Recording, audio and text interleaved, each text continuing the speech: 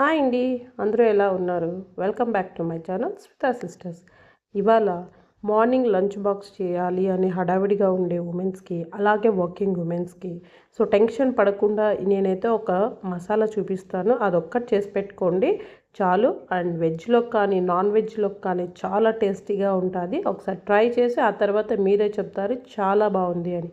ఇప్పుడైతే మసాలా ఎలా రెడీ చేసుకోవాలో చూసేద్దాం రండి. ముందుగా అయితే ఈ విధంగా అయితే మిక్సీ జార్ ముందు పెట్టేసుకొని ఇందులోకి 2 స్పూన్ల వరకు అయితే ధనియాలు, పచ్చి ధనియాలే, అలాగే 2 స్పూన్ల ఎండు కొబ్బరి, 2 స్పూన్ల గసగసాలు, 4 ఇలాచి, 1 ఇంచు దాల్చిన చెక్క, 3 మరాఠీ మొగ్గ, 5 వరకు లవంగాలు, కొద్దిగా జాపత్రి అంటే ఒక పువ్వులో కాలు భాగం జాపత్రి, అలాగే ఒలిచిన 20 వెల్లుల్లి రెమ్మలు, 2 ఇంచుల వరకు అయితే అల్లం ముక్కలు ఈ విధంగా కట్ చేసుకోవాలి. 4 పచ్చిమిర్చి అయితే ఈ విధంగా కట్ చేసి వేసుకోవాలి.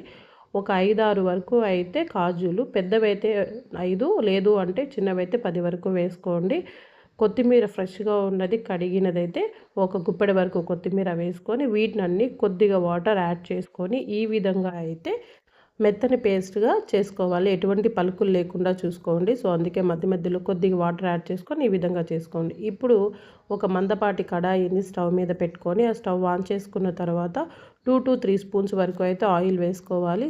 ఆయిల్ వేసుకున్న వెంటనే మనము ఈ మసాలా అంతా గ్రైండ్ చేసి పెట్టుకున్నాం కదా, ఆ మసాలా మొత్తం అంతా వేసి మనకి కాస్త ఆయిల్ ఎక్కువ అనిపిస్తుంది కానీ బాగా మిక్స్ చేయండి. అంటే ఫుల్గా అంటే ఆయిల్ను మసాలా బాగా మిక్స్ అయ్యేలాగా చేసేస్తే ఆయిల్ అనేది సరిపోతుంది. మీకు ఇంకా వేగుతూ ఉంటే అదే ఆయిల్ తక్కువైందా అనేలాగా ఉంటుంది.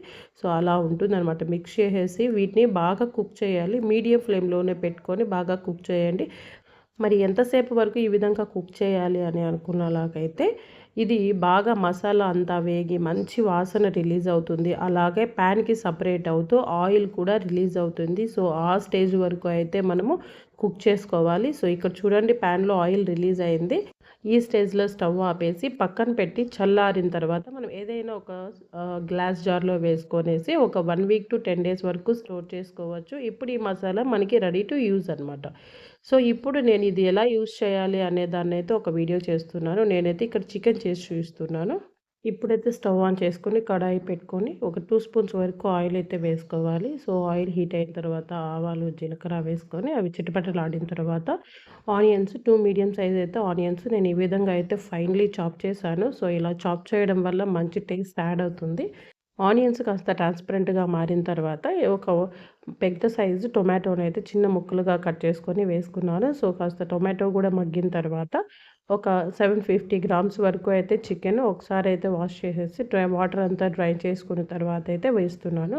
ఇక్కడ చికెన్లో బాగా కలిసేలాగా ఒకసారి అయితే మిక్స్ చేసేసుకోండి. ఇలా మిక్స్ చేసుకున్న తర్వాత చికెన్లో ఉన్న వాటర్ అంతా రిలీజ్ అవ్వడం కోసము నేను ముందుగానే అయితే సాల్ట్ యాడ్ చేస్తున్నాను. అలాగే 1 స్పూన్ వరకు అయితే పసుపు కూడా వేసి ఇంకొకసారి బాగా అంతా కలిసేలాగా మిక్స్ చేసుకొనేసి ఇప్పుడైతే హై ఫ్లేమ్లోనే మనకి ఉడికించుకోవాలి. హై ఫ్లేమ్లో ఉడికించుకోవడం వల్ల త్వరగా వాటర్ బాగా రిలీజ్ అవుతుంది. అలాగే ముక్క కూడా ఉడుకుతుంది. ఇలా వాటర్ అంతా రిలీజ్ అయ్యి జస్ట్ కొద్దిగా వాటర్ ఉన్నాయి అన్నప్పుడు మనం ఇందాక రెడీ చేసి పెట్టుకున్నాం కదా మసాలా. నేనైతే ఒక 3 స్పూన్స్ వరకు అయితే మసాలా వేశాను. ఇలా మసాలా అంతా వేసి ఒకసారి అంతా బాగా కలిసేలాగా అయితే మిక్స్ చేసుకోండి. ఇప్పుడు ఈ మసాలాను చికెను ఎటువంటిది వేగాల్సిన అవసరం లేదు. ఎందుకంటే ఆల్రెడీ మసాలా మనము పచ్చివాసన పోయేలాగా అయితే వేయించుకున్నాం కాబట్టి అవసరం లేదు. ఇలా మిక్స్ చేసుకున్న తర్వాత తగినంత కారపొడి వేసుకోండి. ఆల్రెడీ మనం పచ్చిమిర్చి వేసాం కదా, మీ టేస్ట్కి తగ్గట్టు అయితే కారం వేసి అడ్జస్ట్ చేసుకోండి. అంతా ఇలా అడ్జస్ట్ చేసుకున్న తర్వాత తగినంత వాటర్ అయితే చూసుకోండి. ఎందుకంటే మసాలా అండ్ అలాగే మీరు తినే కన్సిస్టెన్సీ లాగా అయితే వాటర్ యాడ్ చేసి అడ్జస్ట్ చేసుకోండి. కాస్త కొద్దిగా ఎక్కువే పోయండి ఎందుకంటే ఇంకా ఉడకాలి కదా. వాటర్ వేసుకున్న తర్వాత అయితే ఈ విధంగా కొద్దిగా ఒక 2 రెమ్మల కరివేపాకు, కుప్పెడ కొత్తిమీర కూడా వేసుకోండి. అంతా మరీ ఒకసారి బాగా కలిపేసి మీడియం ఫ్లేమ్లో పెట్టి ఉడికించుకోవండి. అప్పుడే మనకి మరీ డ్రై అవ్వకుండా అలాగే ముక్క కూడా ఉడుకుతుంది. ఇలా ఉడికించుకొనేసి ఇప్పుడు ఈ స్టేజ్లో ఉన్నప్పుడు ఉప్పు, కారము అనేది అయితే అడ్జస్ట్ చేసుకోండి. అవసరమైతే ఇక్కడ యాడ్ చేసుకొని ఉడికించుకుంటే సరిపోతుంది. అండ్ ఈ విధంగా అయితే మీరు కూడా ట్రై చేయండి. మసాలా మాత్రం నిజంగా చెప్తున్నాను వెజ్లో కానీ నాన్ వెజ్లో కానీ సూపర్ టేస్టీ ఉంటుంది. సో ఇలా ట్రై చేసి ఇంటిల్లిపాదు ఎంజాయ్ చేయండి. అండ్ మా ఇంట్లో వాళ్ళకైతే ఈ మసాలా అంటే చాలా ఇష్టము. అండ్ నేను చేసి కూడా ఇది స్టోర్ చేసుకుంటాను. సో మీరు కూడా ట్రై చేసి కామెంట్ చేసి అండ్ నా ఛానల్ ఎవరైనా సబ్స్క్రైబ్ చేసుకొని వాళ్ళు ఉంటే సబ్స్క్రైబ్ చేసుకొనేసి నా రెసిపీస్ అన్నీ చూసి సపోర్ట్ చేయండి. Thank you for everyone.